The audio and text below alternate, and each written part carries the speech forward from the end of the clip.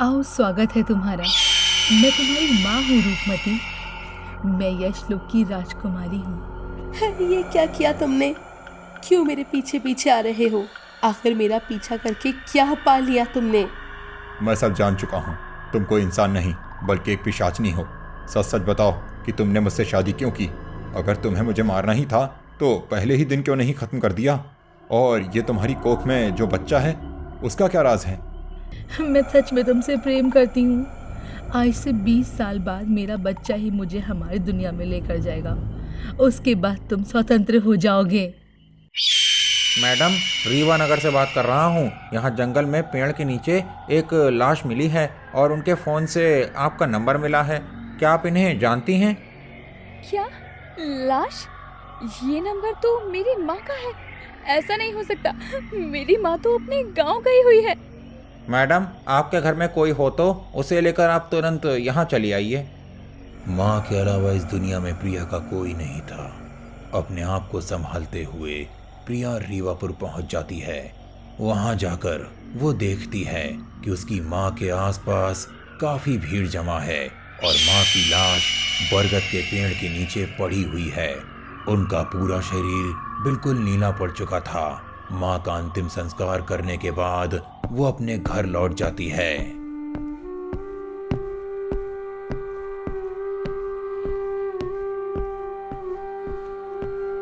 माँ की मौत को कुछ दिन बीत गए थे। एक दिन वो माँ की अलमारी खोलती है जिसमें उसे एक चमकीला सा बॉक्स रखा हुआ दिखाई देता है।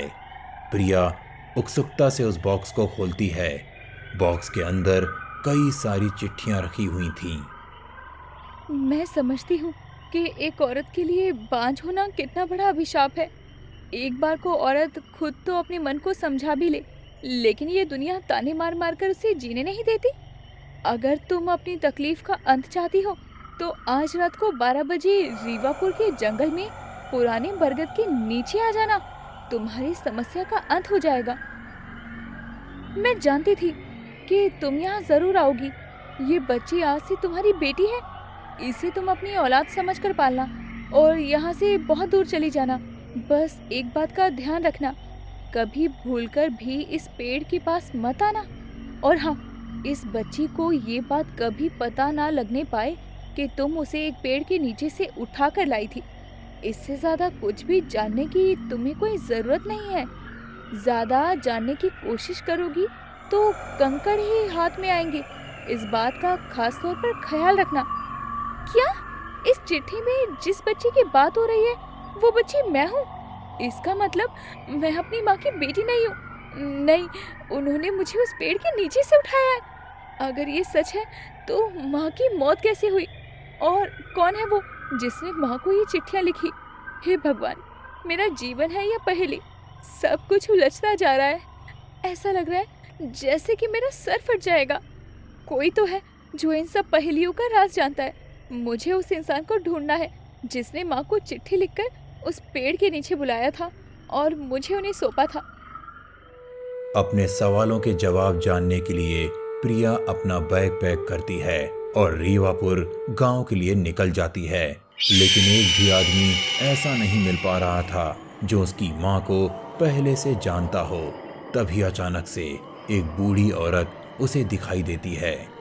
अम्मा, कुछ दिन पहले मेरी माँ की पुराने बरगद के पेड़ के नीचे अजीब परिस्थितियों में मौत हो गई थी। क्या आप जानती हैं कि मेरी माँ का इस गांव से क्या रिश्ता था? तुम्हारी माँ को तो बेटा मैं नहीं जानती, लेकिन वह पेड़ ठीक नहीं है। आजकल के लोग तो ऐसी बातों पर यकीन नहीं करते, लेकिन मेरी माँ और दादी बताती थी कि वह पेड़ 300 साल से भी पुराना है। आज तक ना तो उस पेड़ की कोई शाखा टूटी और ना ही वह कभी सूखा पड़ा। इतना ही नहीं, गांव के लोग तो यह भी कहते थे कि उस पेड़ पर पिशाचों का डेरा है। उस बरगद के पेड़ के पास एक पुराना शमशान है। उस शमशान में एक पागल आदमी रहता है।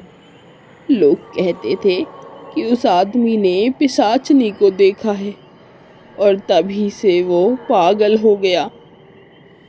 प्रिया उस बूढ़ी औरत से बात कर रही थी कि तभी एक आदमी वहां आ जाता है। मैडम, आप इनकी बातों में मत आइए। उम्र का असर हो गया है अम्मा पर, कभी भी कुछ भी कहने लगती हैं। प्रिया जानती थी कि जो कुछ भी वो सुन रही है वो सब बहुत अजीब है, लेकिन उसके अजीबोगरीब सपने और माँ की रहस्यमय हालत में मौत हो जाने के बाद वो इन सब बातों पर विश्वास करना चाहती थी। बूढ़ी अम्मा के बताए अनुसार प्रिया पुराने शमशान की ओर निकल जाती है।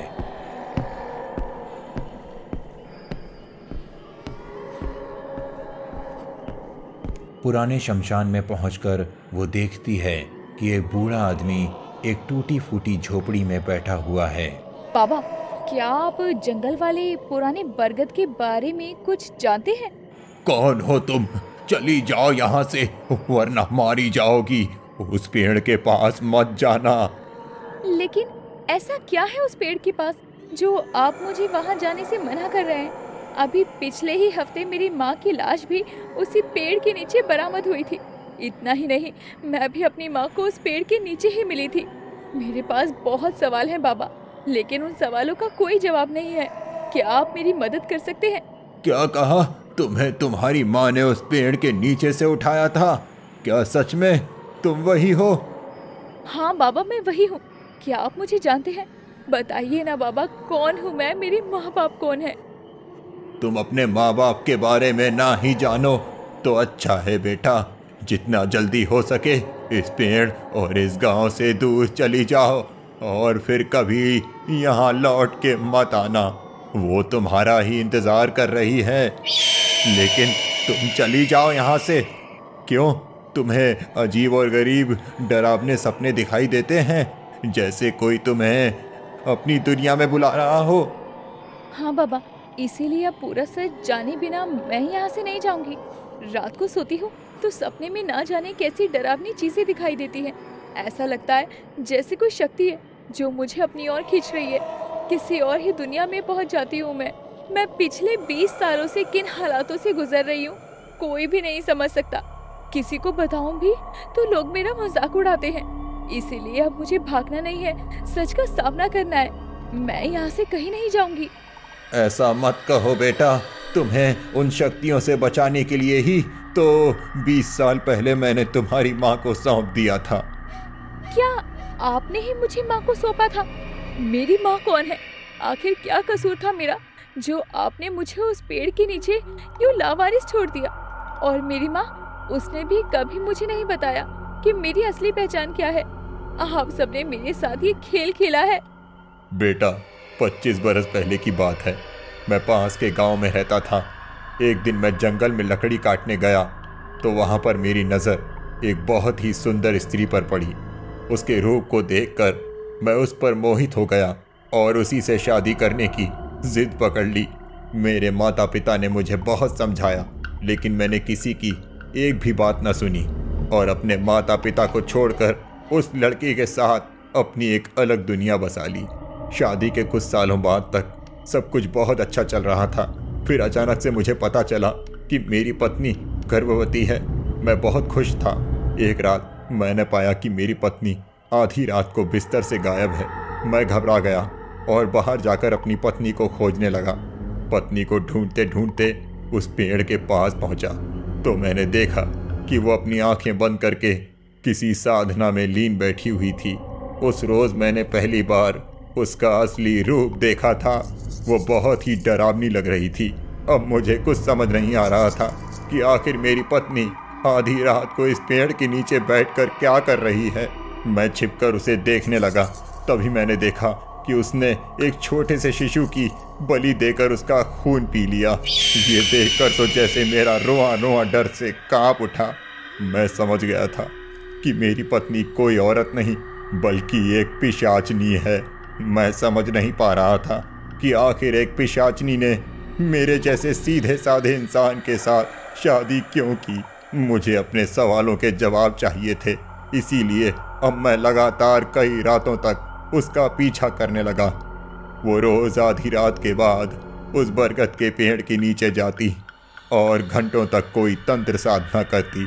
उसके बाद वो किसी न किसी इंसान या पशु पंछी की बलि देकर उसका खून पी लेती और अंत में फिर से मेरी पत्नी का भेष रखकर घर लौट आती। एक दिन मेरी पत्नी रूपमती ने मुझे उसका पीछा करते हुए देख लिया।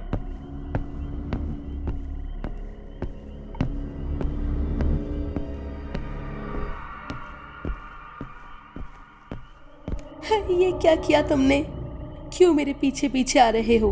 आखिर मेरा पीछा करके क्या पा लिया तुमने? मैं सब जान चुका हूँ। तुम कोई इंसान नहीं बल्कि एक पिशाचनी हो। सच सच बताओ कि तुमने मुझसे शादी क्यों की? अगर तुम्हें मुझे मारना ही था तो पहले ही दिन क्यों नहीं ख़त्म कर दिया? और ये तुम्हारी कोख में जो बच्चा है उसका क्या राज है? मैं कोई पिशाचनी नहीं, यक्षिणी हूँ जो इस धरती पर फंस कर रह गई है। ऐसे बहुत से राज हैं जिसके बारे में तुम इंसान कल्पना भी नहीं कर सकते। ये तुम बरगद का पेड़ देख रहे हो ना, ये कोई आम बरगद का पेड़ नहीं है। ये हमारी दुनिया में जाने का एक दरवाज़ा है जो 100 वर्षों में एक ही बार खुलता है। इस बार उस दरवाजे की कुंजी मेरे गर्भ में पल रहा बच्चा है। एक यक्षिणी गर्भवती तभी हो सकती है जब वो किसी इंसान से ब्याह रचाए। तो तुमने सिर्फ बच्चे के लिए मेरा इस्तेमाल किया? मैं किसी भी हालत में अपने बच्चे पर तुम्हारी जैसी दूसरी लोक की यक्षिणी की परछाई नहीं पड़ने दूंगा। मैं सच में तुमसे प्रेम करती हूँ। आज से 20 साल बाद मेरा बच्चा ही मुझे हमारी दुनिया में लेकर जाएगा। उसके बाद तुम स्वतंत्र हो जाओगे। मैं जानता था कि एक यक्षिणी का सामना करने की शक्ति मुझ में नहीं है, इसीलिए उस समय तो मैंने अपनी पत्नी को ये दिखाया कि मैं उसकी बातों से सहमत हूँ। लेकिन मन ही मन मैंने सोच लिया था कि मैं अपने बच्चे को अपनी पत्नी जैसा नहीं बनने दूंगा। अब मैं रोज़ मंदिर जाकर भगवान से अपने बच्चे की सलामती के लिए दुआ मांगता था। एक दिन जब मैं मंदिर गया तो वहाँ मैंने एक औरत को बच्चे की चाह में फूट फूट कर रोते देखा। वो औरत तुम्हारी माँ थी। मैंने तुम्हारी माँ का पता ठिकाना निकाला और जिस रोज़ मेरी पत्नी ने बच्चे को जन्म दिया उसी रोज़ मैंने उसे चिट्ठी लिखकर बच्चा देने की बात कही। तुम्हारी माँ बहुत आसानी से मेरी बात मान गई और उसी रात मैंने तुम्हारी माँ को तुम्हें सौंप दिया। मैं बस तेरी सलामती चाहता था बेटा। लेकिन ये यक्षिणी ने आपको ऐसा करने से रोका नहीं? मुझे एक अघोरी साधु ने बताया था कि जिस समय तुम्हारा जन्म होगा उसकी शक्तियाँ बेहद कमज़ोर पड़ जाएंगी। बस मैंने उसी बात का फ़ायदा उठाया और तुझे चुपके से तेरी माँ को सौंप दिया। मैं जानता था कि उस यक्षिणी को तुझसे कोई ममता नहीं है। वो बस अपने स्वार्थ के लिए तेरा उपयोग कर रही है। तुझे तो मैंने बचा लिया लेकिन उसने मेरा पीछा कभी नहीं छोड़ा। अब मैं जहाँ भी जाता हूँ वो हर जगह मुझे अपने भयानक रूप में दिखाई देती है। बस इसी कारण सब मुझे पागल समझने लगे हैं। कितनी अभागी हूँ मैं। मेरे कारण मेरे पिता को जीवन भर ऐसा नर्क वाला जीवन जीना पड़ा। अब मुझे समझ आ रहा है माँ यहाँ क्या करने आई थी। वो भी मेरे सपनों का अर्थ जानने के लिए ही इस पेड़ के पास आई थी, लेकिन मेरी यक्षिणी माँ ने उसकी जान ले ली। मैं एक यक्षिणी की बेटी हूँ, इसलिए मैं बाकियों से अलग हूँ। आज मेरा 20वां जन्मदिन है और इसका मतलब आज ही दूसरी दुनिया का दरवाजा खुलेगा। अब बस बहुत हो गया, मुझे आज वहाँ जाना ही होगा। नहीं बेटा, तुम कभी उस पेड़ के पास मत जाना। मेरी कुर्बानी को ऐसे जाया मत कर। पूरे 20 साल से वो दुनिया मुझे अपनी ओर खींच रही है बाबा, अब मुझे जाना ही होगा। प्रिया दौड़ते हुए बरगद के पेड़ के पास पहुंच जाती है। रात के ठीक 12 बजे पेड़ के तने में एक दरार दिखाई देने लगती है और अंदर से तेज रोशनी बाहर आती दिखाई देने लगती है। जैसे ही प्रिया उसके अंदर जाती है